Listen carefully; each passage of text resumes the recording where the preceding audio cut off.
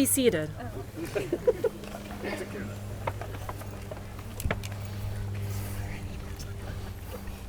Dearly beloved, we are gathered here today to join David and Gabe together in marriage. For them, out of the ordinary, routine life, the extraordinary has happened. They met each other, fell in love, and are finalizing it today with their wedding. Romance is fun, but true love is something far more, and it is their desire to love each other for life, and that is what we are celebrating today. But today is also a celebration for the rest of us, for it is a pleasure for us to see love in bloom and to participate in the union of two people so delightfully suited for each other.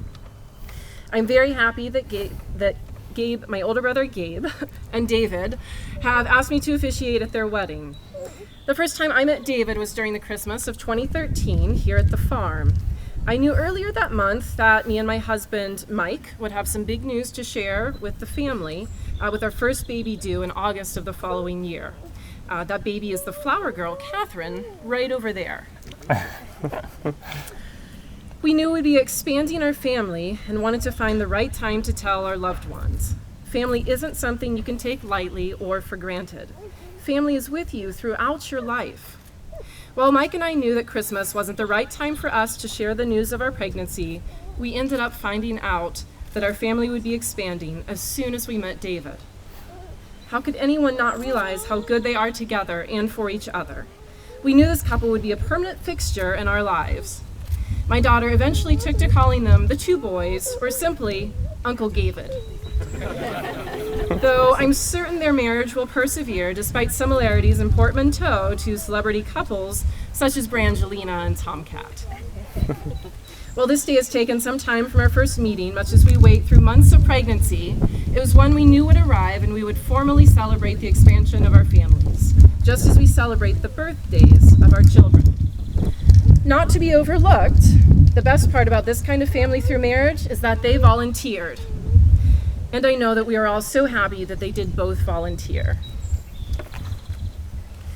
Now, to switch to a different type of family. Just in case anyone missed the sign on your way in, your eyes are not deceiving you. You are, in fact, attending a gay wedding. But never fear if you don't feel entirely prepared for what you're about to experience or what you are expected to do. To set your minds at ease, here are some general guidelines from the writing team, Key and Peele. There will not be a singing to Somewhere Over the Rainbow. You don't have to throw couscous or quinoa instead of rice. In case you are worried, there's not a gay section on one side of the aisle and a straight section on the other. But there does seem to be a high density of gays sitting somewhere in this area over here. We won't be singing YMCA, although you may find yourself dancing to the Village People later. The men didn't need to wear dresses, nor the women wear tuxes. You all look amazing. Need I say, fabulous!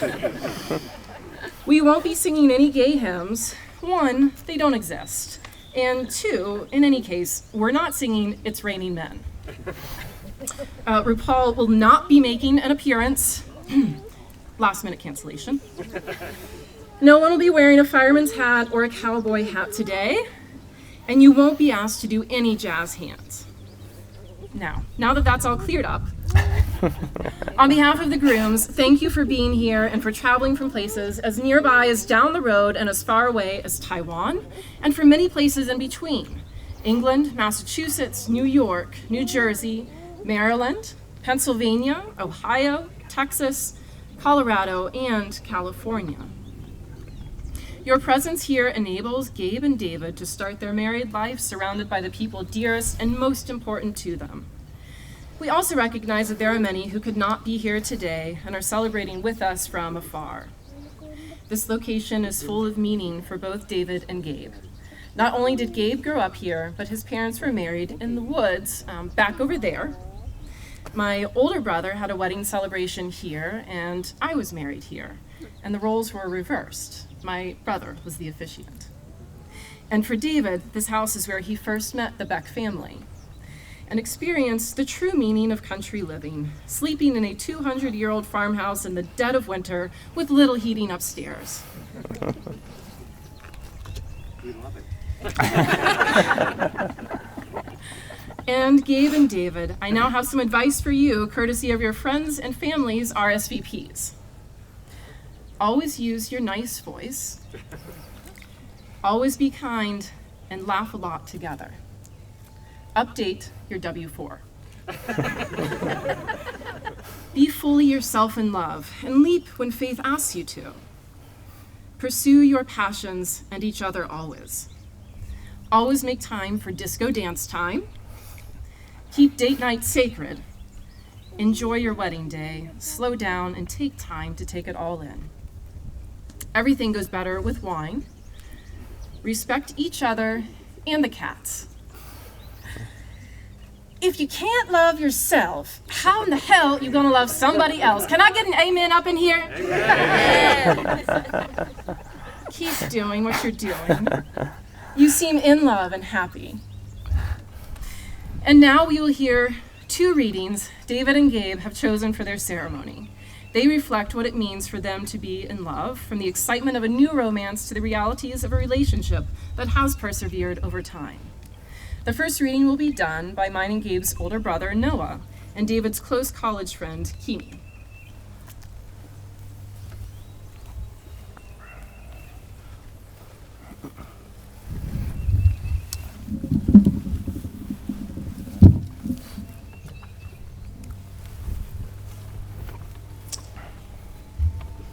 This is a passage from The Velveteen Rabbit by Marjorie Williams, which was also read at my parents' wedding ceremony, and then at the ceremony when my wife and I were married, and then I read it at my sister and brother-in-law's ceremony.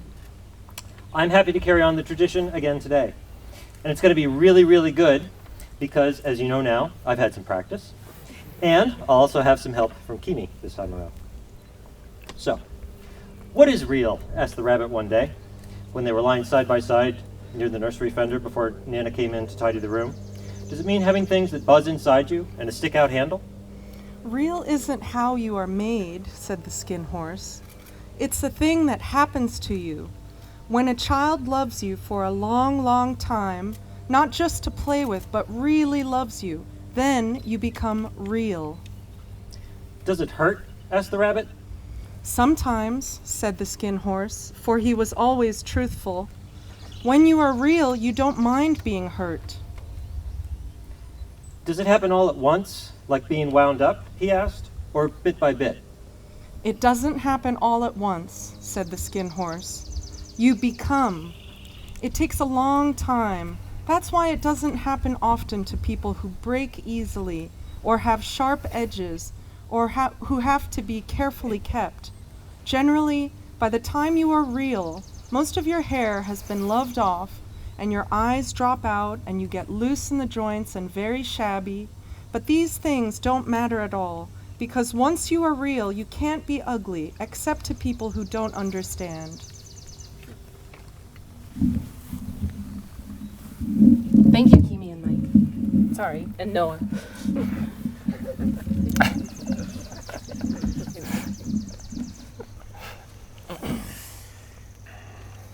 Back in 2013, the online dating site OkCupid was all the rage, and it's how Gabe and David met. The second reading will be of the groom's initial messages to each other on OkCupid before their first date. Here to do a dramatic reenactment of this exchange are David and Gabe's friends, Gina and Michael.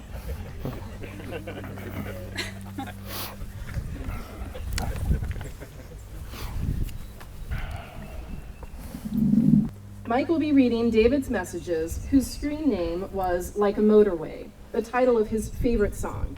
And Gina will be reading Gabe's messages, whose screen name was Tall, Dorky Fun, which is self-explanatory. So, without further ado, April 2nd, 2013, Like a Motorway. Hello, TDF. How are you on this fine sunny day? David. Again, Gabe's screen name was Tall, Dorky Fun, TDF, Continuing on April 3rd, tall, dorky, fun. Hey, I'm great. Nice profile. I'm seeing something and saying something. See? Smiley face. I salute your patriotism. What kind of visual art do you do? David's profile mentioned that he is an artist.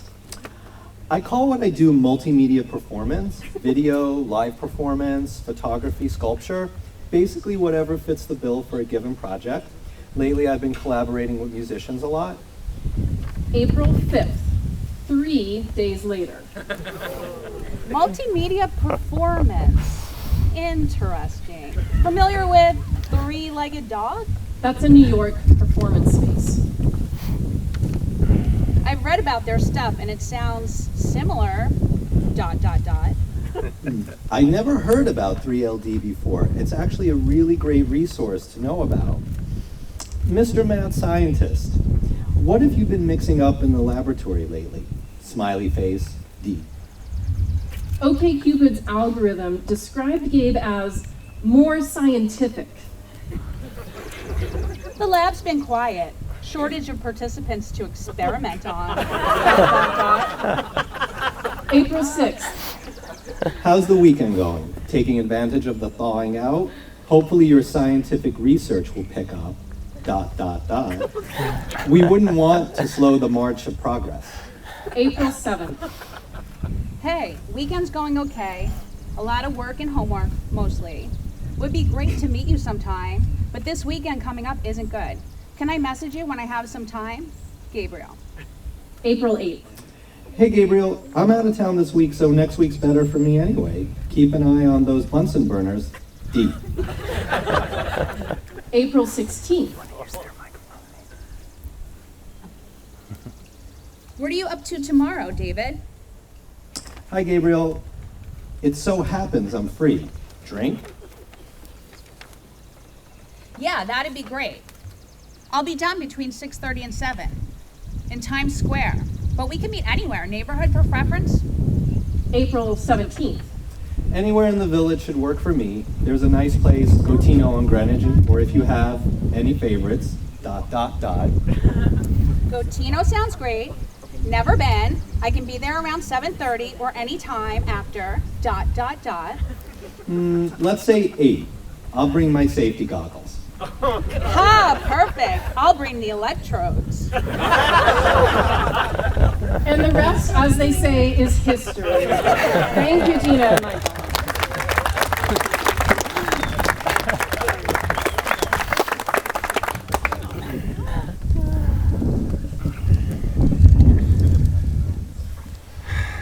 Next, Gabe and David have prepared vows to read. Always an equitable couple, they will do a round or few of rock, paper, scissors, and the winner will read his vows first. Okay.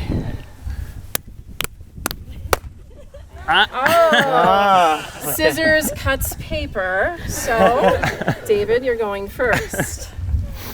Okay. Glad we worked that out from last night. Okay. Gabe, I love you, and I'm so happy to be standing here with you today. I sometimes struggle with decisions, but I felt certain about us for a very long time. I was pretty smitten from the moment I saw you on our first date at Gotino in the West Village.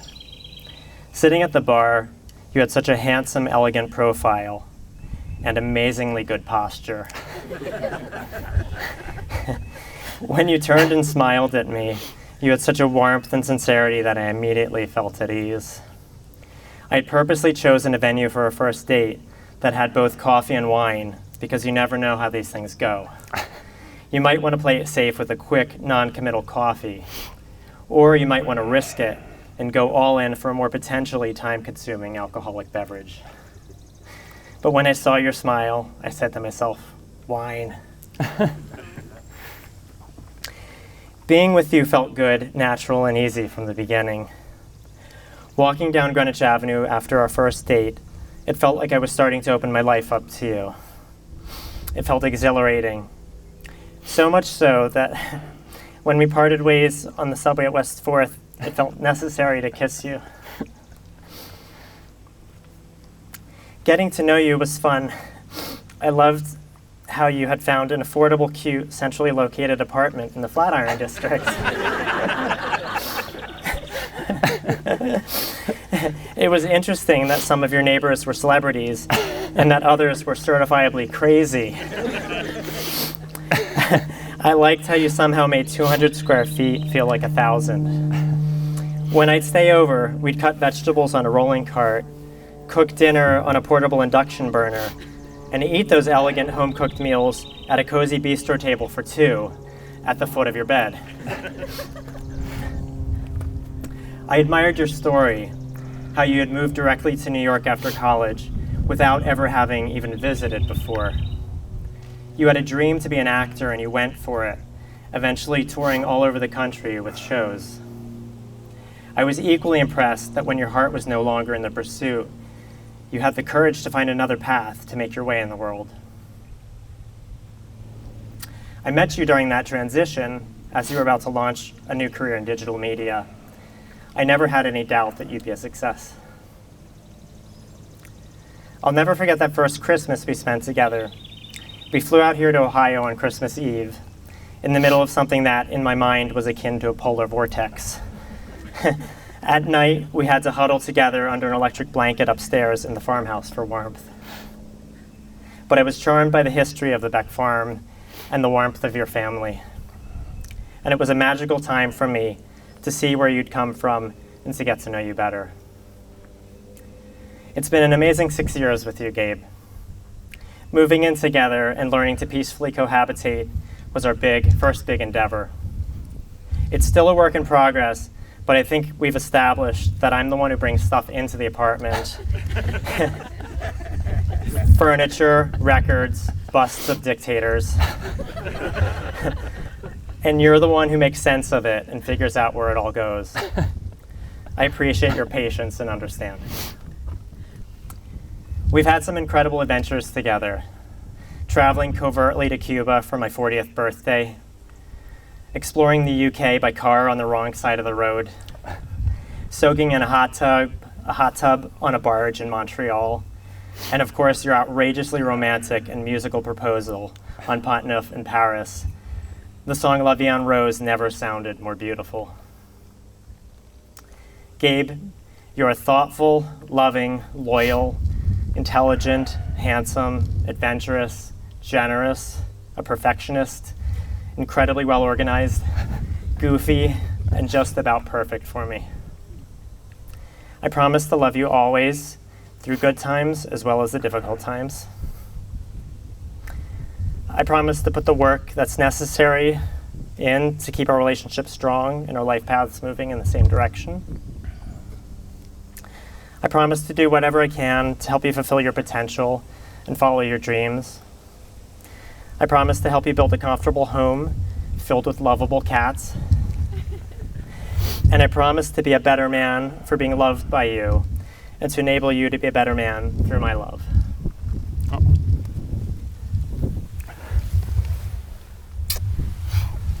Love you, honey. Oh, thanks. Okay. My dearest David, 6 years ago, the first indication I had that meeting you might turn into something special, it wasn't our first in-person conversation on the romantic backyard patio at Gatineau. It wasn't our first kiss in the less romantic, but still highly memorable setting of the West 4th Street subway station. No, it was sometime later. The first time you made me breakfast at your apartment. What struck me as I sat and watched you, as you busily moved from the counter to the stovetop to the fridge, is how hard you were working and how much care you put into that moment so early in our time together. And since that time at breakfast, which has always stuck in my head, over the past 6 years, I found that you have many more endearing qualities, each of which have made me fall a little bit more in love with you. I marvel at your ability to find something to talk about with just about anybody, especially knowing that you think of yourself as more of a shy person. I'm constantly impressed with your encyclopedic knowledge of obscure musical artists and song tracks, mostly from the 70s through the early 2000s, and of little-known films you first heard about years ago, but that you're somehow able to remember, and which have now all made their way onto our movie-watching list. You make me smile every time you help me make a really complicated recipe for dinner, because I know you'd be just as happy eating veggie burgers from the store, but you go along with it anyway because you know it makes me happy. Your creativity inspires me. The art you create, the song and video you made to celebrate our 3rd year together, and of course, the ever-expanding collection you've made me of Liza Minnelli ornaments for our Christmas tree. Your devotion to your cats warms my heart, not only to your animal soulmate, Salome, who shared 18 years of your life, but also your willingness, at my urging, to welcome not just 1, but 2 new cats into our life. And above all, I love you because you are deeply caring, patient, and kind. You see the best in everyone, including me. In fact, as you mentioned, we met at a point of a lot of change and uncertainty in my life, and I will always be grateful that even with all that, you saw something in me that you wanted to take a chance on. And so, on this joyful, dry, sunny day, I make you these promises for the rest of our lives. I promise to keep surprising you. Not always with an unexpected serenade or an unplanned detour, but in little ways too, like me not leaving the knife to serve the cats' food in the sink. And I promise to get up early to feed the cats at least half the time. I promise to learn from you, from your encyclopedic knowledge, and from your seemingly unending patience. And with that as an example, I also promise to try to always use my nice voice and to not be short, even when I'm grumpy. I promise to make room for your things in our life together and to respect your love of collecting. I promise to listen to you, even when I think I'm right, and in those times, to try to not look at you like you have horns growing out of your head. I promise to keep growing with you, to keep encouraging your creativity, and to keep working to make our life together a happy one. And finally, I know you'll continue to put just as much care into making breakfast as that first time, but now we're making them together, and I'm looking forward to seeing if they taste any different as husbands. Thank you.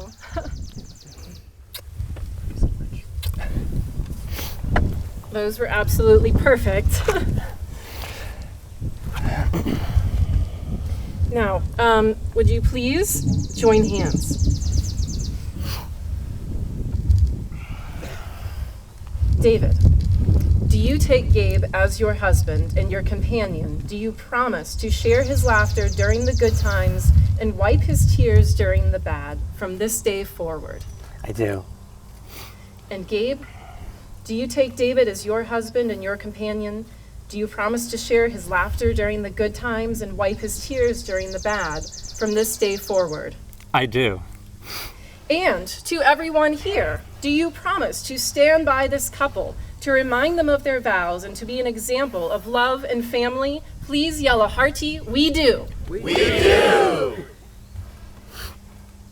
And so, the rings, these wedding rings will be outward symbols of your vows and your commitments to each other.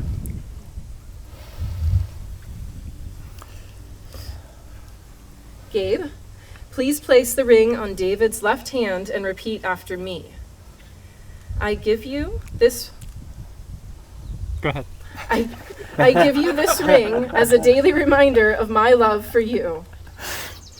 I give you this ring as a daily reminder of my love for you. I'm going to let you put that on the rest of the way.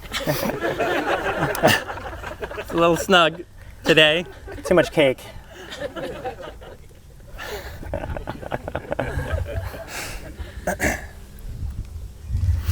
David, please place the ring on Gabe's left hand and repeat after me.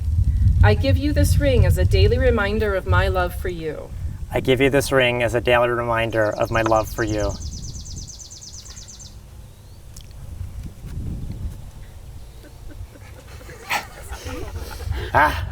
Nice. So, we'll conclude this ceremony today with a ritual, the breaking of a fragile piece of glass, which may be familiar to anyone who has ever attended a Jewish wedding or seen a Jewish wedding portrayed on film. David was raised in the Jewish faith and felt it was important to incorporate one of the traditions into the ceremony. A friend of the groom's, who is a rabbi but is unable to be here today, has graciously offered this explanation of the custom. This is one of the oldest rituals in Jewish tradition, which means that rabbis are not quite sure why it is done. Because they're not sure why this ritual is performed, rabbis have often taken the liberty of providing their own explanations. One such explanation is that the broken glass is a reminder that many people's lives are broken by the pressures of injustice, oppression, and persecution. It is also an expression of the hope that we will all be inspired by today's celebration to work to improve the lives of those whose lives are broken. We believe that this joyous ceremony is an indication that while there is still a long way to go, some of that work has already been accomplished. How else can we explain the fact that Gabe and David can now be legally married? This ceremony serves as proof that we can bring justice to this world. However, by concluding this ceremony with the breaking of a fragile piece of glass, we are reminded that the rights afforded to same-sex couples are still fragile, still not fully secure, and that each one of us must continue to strive to bring justice, not only to same-sex couples, but to all of those who struggle for equality. Fathers of the grooms, please bring forward the glass. Kosher light bulb. We put them on the ground. The grooms will now break the pieces of glass, and it is traditional that once the glass is shattered, everyone shouts, Mazel Tov. Mazel Tov! And now, by the power vested in me by the state of Ohio, it is my honor to declare you married. You may kiss the groom.